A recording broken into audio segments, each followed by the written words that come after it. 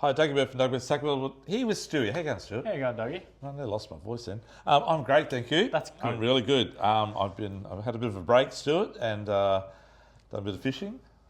Went for snakehead fishing actually, but we didn't catch any. Well, Dougie, there's two things there, mate. First, life's a break for you. Second, didn't catch anything, and that's becoming more and more frequent. Just like our fishing reports every week. So, Dougie. Very frequent. Very frequent. Okay, Stuart, let's talk about fish. Okay, so we've got the fishing report for this weekend, which is going to be I think it's actually the 4th, 5th, 6th of July. How fast does it go on 4th of July? What's going to happen there? 5th of July is supposed to be a big tidal wave in Japan. Hopefully not. See what happens. This is just a prediction. Welcome to Friday afternoons, Doomsday with Doug. No. Doug speaking. No, sorry, take back what I said. Hopefully it's all good. But anyhow, let's do the fishing report. So, Stewie, we have got an unbelievable weekend of weather. No, it actually does look supposedly. pretty good. So, supposedly. Look, I think there's still a bit of residual swell, Doggy, from that low down south. And the 50 knots we said yesterday. The 50 knot westerly that we had and all that stuff seems to be petering out tonight, and tomorrow is supposed to be absolutely beautiful. Yeah, a little bit of kickback in the swell supposed to be coming through tonight, and then it drops back again tomorrow. So, look, I think Saturday's the pick of the days myself. Yeah. But Sunday's only like 10 knots, as you're saying. So it looks pretty good, guys. Like really good. A bit of northerly, I think, on the weekend. It swings goes around to north on a Sunday. Sunday it swings around to the north a little bit, yeah. So you've got westerlies tomorrow, you've got southerlies on Saturday, and then you've got northwest on Sunday. But fluctuating between about 6 and 10, 11 knots. Yeah. So it's pretty good. Yeah. Okay, and as you know, this week we don't have much to tell you as in reports because it's been pretty terrible weather. It's been horrible, mate. But last weekend, a lot of guys got out, even though it was raining, they got out and they did quite well. So we'll start off in close this week, Stewie. Yep. So as we know, the long-tailed tuna, they are everywhere. They are, mate. So live baits, floating pillies, fishing 18, 24 fathom reefs. You will get them trolling on downriggers. You'll also get them maybe even trolling deep divers, we did last year. You'll catch them pretty all different ways. Yep. But even just snapper fishing, they are bycatch and they go hard on your light snapper gear. So, and the other thing, Stuart, in close, the snapper really kicked in that last weekend is gone. Definitely, yeah. As soon as you get those bitter cold mornings, they seem to just rock up, Dougie. I mean, they come in droves, and obviously we've had that little bit of rough weather as well, which they always move in as well, generally after big swells. So definitely a good weekend to start giving it a bit of a crack. And we've got to lead up to the moon as well, the full moon that is, coming up later next week. And the bite period for the next few days is really good. Like it's 50% average during the day, up to 70, 80% at certain times of the day. Yeah. So worth a crack. So in close, Stuart, if you're going to go out, snapper. Yep. Longies, you're going to get also Spanish mackerel still being caught. Water temp's about 21, 22 degrees. And if you want to go trolling live baits around, you're going to get, as I said, either bycatch or tuna or mackerel. Yep. Stuart, we saw some dolphin fish were caught on Fad 1, which is just in close off the seaway. Yeah, so just on the 24th. So, like, not a lot of people fish it. There's not always a lot of life around there, Dougie. But sometimes they just turn up there a couple of days. If you know, you know, and then they keep moving on. So it's always worth a bit of a look around there. Check it out. Yep. And please be careful. I will say this again. The whales are now here. They're finally here. They turned up late this year, about maybe 4 or 5 weeks later. And they're in big numbers, but with them comes the cobia. More cobia. So there's been quite a few cobia caught in the last week as well, late last weekend. Early in the week, and all in close, inside of 50 metres, so plenty. Stu, besides that, in close, spanning crabs. Spanning crabs, I think it's happening. Yep. So give the spanning crabs a crack off Q1 in about 50 metres deep, 52 metres deep even. Yep. We'll head out 36s, Stu, so snapper on the 36s. Yeah, still snapper, a few pearlies out there, tuskies, general mixed race stuff. A lot of stuff. tuskies at the moment, and good size, and Maori cod, a lot of Maori cod as well. So definitely worth a crack, like saying, Stu, northeast 36s or down off anywhere off Q1 south is really good as well. Stu, 50 fathoms. So how's the current? Have you checked it out? I haven't heard too much, no. But look, this time of year, there's not generally that much. I know last time I was out there, I was running uphill and the fishing was pretty average. But I think it's kind of not too bad. Sorted itself out. It's not too bad. Yeah. Anything under 2 knots, you're laughing. So the guys that got out late the previous week, like say Friday the week before, and I think Saturday was not too bad before the rain really kicked in. Look, there were some really good catches of pearl perch out on the backside of the 50s in that sort of 100, 120 metre mark. Yeah. And they were big pearl perch as well. Yeah. And guys are bagging out in 2 drifts. So plenty of pearl perch northeast of Seaway. You also get them southeast and east of Seaway, but mainly southeast and northeast. Yeah. Look, if you're going to go for some jigging, Stewie, what are you going to use here, mate? Yeah, so they're more of a kingier jig, Dougie, so longer, skinnier jig. These ones here. We just actually got a really big range of these in from Japan. They are quite good. A couple of different sizes there, starting at around that 120 size. 120 grams jig in the 50s fast. Isn't too bad when there's no current. P3. Yeah, PE3, 2 or 3, And then 200 to 300, that's going to be your main staple size. So work them as fast as you can, and they should just climb on there. Dougie, a bit of slow jigging. Yeah, we got these back in again. We ran out, now they're back in again. Yep. These things are like nearly our number 1 seller for pearlies at the moment, and kings as well, and snapper. We've got snapper on these too, but they are really, really good. Yep. And really good action, and that colour's good. That's really good. Yeah. And then, look, little Shimano jigs, they always work out not too bad as well. So slow fall and a little wonderful one. So, Yeah, it's true. Like, well, ball jigs or tie rubber jigs or the canis jigs, whatever you want to call them. Yeah, so but, they all work as well. again, pearlies and Easy. snapper. We used all the whole range of the Shimano ones over in WA and just absolutely smashed every fish, coral trouts, and no one uses on coral trout up north, but they should because that's what I've experienced. They're very, very good. Yeah. But so snapper on the 50s. If you're going to float line the 50s, you need to use about a 10 ball sinker, 8 ball minimum, 10 ball preferably. So big sinkers, straight onto a couple of 2 hooks ganged or 3 hooks ganged. Yep. And a pilchard or whatever you want to use for bait, strip of slimy or whatever. Yep. Give that a crack. Or paternoster rig, use about a pound of lead just to get you straight down there quick. It's quite deep and fish it that way. Stewie, there's a few dolphin fish still around the fads out there as well. Yeah, not too bad. Yeah. So, like, you'll generally find that those fads hold more than the enclosed ones, only because they've got current on them. There's always bait on them, and they're in that little bit warmer water. So, current means water. Warm water, sorry. Okay. Yep. So we might start to see a few yellowfin tuna out wider. So we're a bit wider now, out to sort of that 300 metre mark. So I don't know if you guys know this, but there's 3 fads out just slightly north of Seaway, in about 300 metres deep. They're called sunken fads, so they're about, I think, 20 metres below the surface. Yeah, just so the ships 18 can run to be over direct, them. actually. Yeah. Yeah, 18, yeah, so the ships don't run over them.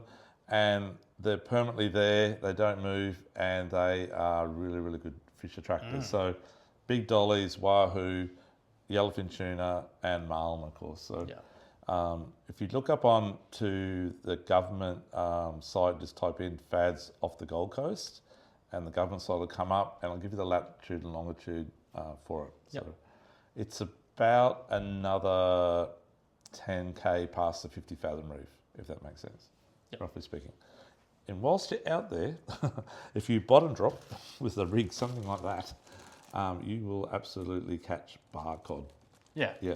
And, and big pearlies. In that area. Yeah. In that area. Ornates and bit of mixed bottom stuff. Mixed, yeah, that's right. The odd flame snapper. Yep. The flame snapper, particularly north. Yeah. And then if you're going a bit deeper, look out in that sort of 400, 450 metre mark, even 500 metres. My friends went out to Riviera Grounds just a couple of weeks ago.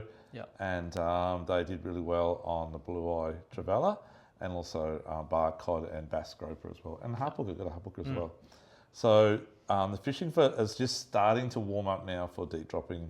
This is the next 3 months is when we go hard on it. So that's probably it for Offshore, Studio, I think. We'll now adjourn into jumping pin area. But before we go there, just I've got to say it again, please be careful of whales if you're travelling in the dark. Be really careful, and even during the day. Yeah. And the seaway as well. Like, I mean, we've just had that big swell, and you'll have a run out tide early morning. Yeah. So, definitely low tide, worth having actually. a look around there. Yeah, no low tide early. Yeah, but be careful. Check your wave buoy before you go out, please, on the screen. Okay, let's go to jumping pin. So, Stewie, you were up jumping pin fishing a couple of days ago. Yeah. And what did you catch, mate? I was a little bit further northwest of jumping pin area. Come in and I'll be That's more glad info than to what tell you my secret. That's more info than what he told me. Anyway, look, me and Marcus went up there and we got a few flatties. They're all decent size, very good size. Yep. And I think we got 5 flatties from about 63 to about 78, 79. And no, you got a thready as well. Yeah, nice. Yeah, missed a couple, but got one. So that's good. Well done. I haven't done lots of it. Yeah, so the flatties at the moment at the jumping area are definitely in the western back block. So around Cabbage Tree Point, the power lines, even Jacob's Well area. Yep. And out to sort of halfway out towards the front. You will catch them out the front, which means out around Crusoe Island and Kalinga Bank and the lagoons as well. Yep. But they tend to be more up the back blocks. And what's really popular this time of the year is actually trawling along the edge of the banks at low tide in particular. Yep. So if you're up there early morning and the tide's just starting to come in, and trawl on the edge of the deep water before it goes over the banks. And what would you be trawling, Stu? Something like these little fellows, mate? Like just those little medium type runners, something that dives to around about that 2 to 3 metres. That's a couple of little ones there. They work quite well. Yeah. Dougie, you got another one there that works quite well. Great lures. We all know how good these things are. Yeah. Stu, so trawl on the edge, and once it starts to come up a bit, you can cast. You like using vibes, I know, Stu. Yeah, vibes work really good this time of year because a lot of the bait's very small, so kind of fits the size quite well. Little vibalicious. Dougie, these ones are the thumper tail, so they've got a different tail, so they actually swim hard on the way down as well. Yep. Quite easy to use, and they work really, really well. And Stu, your action on that, mate? Just want to quickly explain to the punters. I think less is more. So throw it out, let it hit the bottom, and I just kind of slowly hop, wind up the slack, let it swim back down on a tight line. But a lot of the time they bite on the sink. Don't drop your rod tip too fast. Yeah, if you drop the rod tip too fast, sometimes they foul. So if you can follow it back down or tight line it down, you cover a bit more area a bit quicker, and that little tail's going to work a bit harder. So perfect, mate. Yeah, good stuff. Yeah. I like custom plastics, as you know.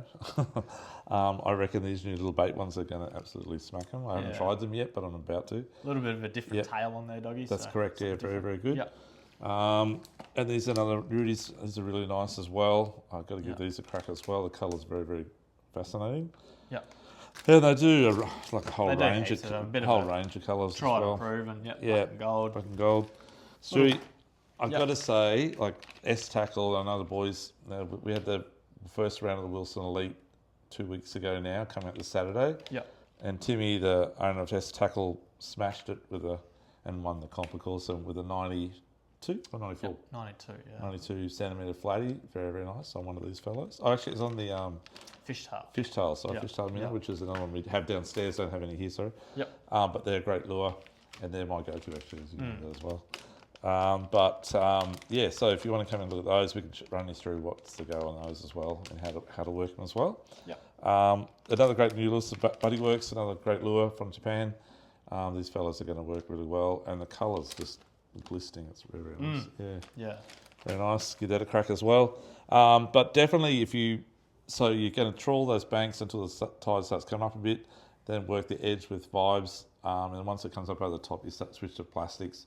Those little paddle tail ones, like the S-Tackle one, whatever it may be, I only use about 1/6 or 1/4 ounce. You'll see this, Stu. Yeah. And just slow twitching, not lifting up too fast. Just working a little bit, and as Stewie said, just sit it there, and when half the time they'll just jump on there. Yeah. But it's not much movement at all at this time of the year. Different to later in the year. Yeah. So give it a crack that way. Stewie, a few tail around, like there's a lot of tail, and you got the surf did drop off today, as I said, might pick up again, but there's definitely going to be tail on the beach at Strady, up towards the Pin Bar entrance. They're going to be in the Pin Bar entrance, and also probably right up to Slipping Sands and down the Tipples, I reckon. Yeah. There's some big tail. Just look for the birds. Inside. Yeah. Look for the birds. Spin little metals, depending on the side of the bait, like those type of things. Even if you park your boat and walk over to the surf, there's a few good gutters up around the bedrooms area. Start spinning like 40 grammers, like those little ones there. Like up to Dougie's size, so 60 grams, that one that he's got. So one thing that I don't know if you saw, I can't remember the gentleman's name, but he took a great picture actually the other day of some long-tailed tuna inside the jumping pin bar right in front of the Kalinga Bank there. Yeah. And they were like, I don't know, 8 to 20 kilos, or 15. Big fish. Mixed sizes, yeah. So any of those little metals will work fine for doing that, or just trawling around shallow diving lures that are around about 100 mil size, probably 80 mil. Yeah. Would be good as well. And hang on, they go hard. Yeah.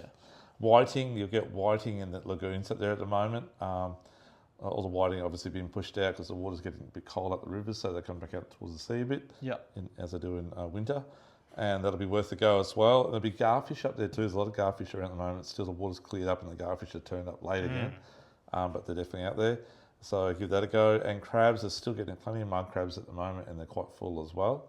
And a few sandies around too, Stuart. Yeah. So try for those up Pimpama River and probably up around sort of Russell area. Give that a go. Yeah. Stu, we're going to head up now to the Broadwater. Yep. So the Seaway, mate. We had. I can't remember his name, young fella today.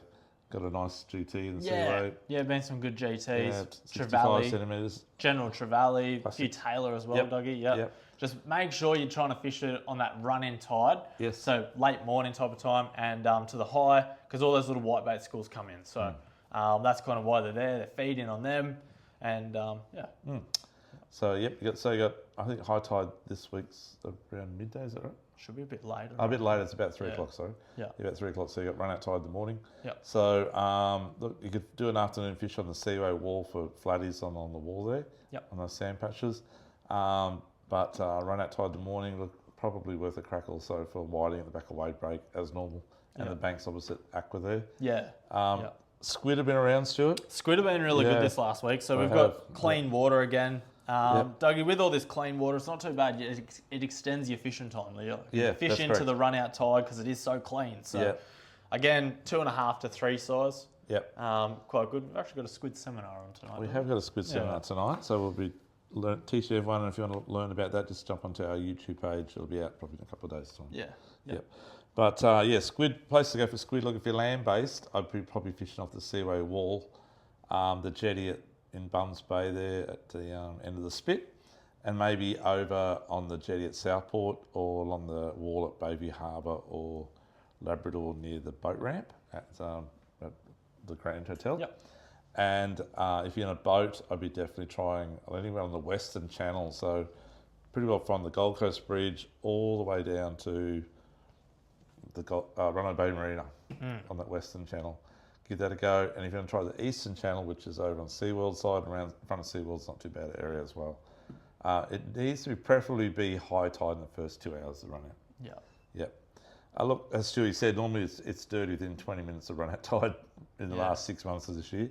Yeah. But at the moment, you get 2 or 3 hours. Yeah, you get a little bit longer. Goes dirty. Yeah, or a little bit dirty. So plenty of squid around. Whiting, look, there's been a few whiting around, as we said earlier, up the river. A couple up there as well, Stewie. Yeah. The odd jack still, and even the odd barra still up the river, but it's been a bit quiet. The water's starting to get a bit cold. And a few crabs have been around. Sandies try around Effort Island and Sovereign Island. Both sides of the islands are good as well. And for muddies, probably Coomera and Pimpama River. Give them a go. Yeah. Anything else you want to add to that, mate? No, that's about it. Beach fishing this weekend. It depends on the surf. A little bit of westerly, so it will be quite nice down there. Maybe Friday, Saturday, I'll be having a look down there and fish around that low tide, shallow gutters. Yeah, I was going to go tonight. Actually, I said to Stuart last night I'm going to go beach fishing tonight. Thursday night, he goes, no, you can't go to a seminar, so I can't go beach fishing tonight. Yeah. But it's the perfect weather for it, folks. So if you want to give it a crack, the next few days are going to be pretty good, I think. Good tides too. Yeah. Yeah, so give that a go. Up the dam, obviously I heard much at all, Stu. Like, I know I saw some pictures from a couple of the older gentlemen that go out there all the time. Yeah. And they fish at shrimp, and they've still got their 30 or so bass. Yeah. Took a while for them to come on, though. The water to warm up a bit, then they come on the tube. Yeah. But it's sort of a bit quiet this time of the year, yeah. A big bass, but not as many. Yeah. Yep, definitely. Yeah, you can try stuff like... the shrimp work really good, Dougie, obviously, but little segmented ones like those, again, little Rudy's ones from Japan, they work quite well. Great action on them, and just a slow wind, Dougie, and heaps of action. So, Just check it out for 1 sec. They're sinking. Yeah, perfect. So that's the go. Yeah. Let it sink down, count it down, and then just work it. Yeah. Yeah. Very good. Okay, that's probably about it. So, Stu, we have got another seminar coming up a fortnight from today on deep dropping again, because we packed out the last one and we were about half filled the new one without advertising it yet, but we are going to do it on the 17th of July. Yep. So if anyone's interested, come along. We're doing another deep dropping seminar, which will be our last one for the year until next year. That's on the 17th. Other than that, Stewie, we don't have much to say, but to be safe out there, watch out for the whales if you're going offshore. If you're going to estuary fish and beach fish, just be careful of the swell if it picks up in the next couple of days, but it shouldn't. Should be not too bad. Yep. Be safe out there. Thank you. That's it. Too easy. Okay. Thanks, thank you. guys. Bye. Bye.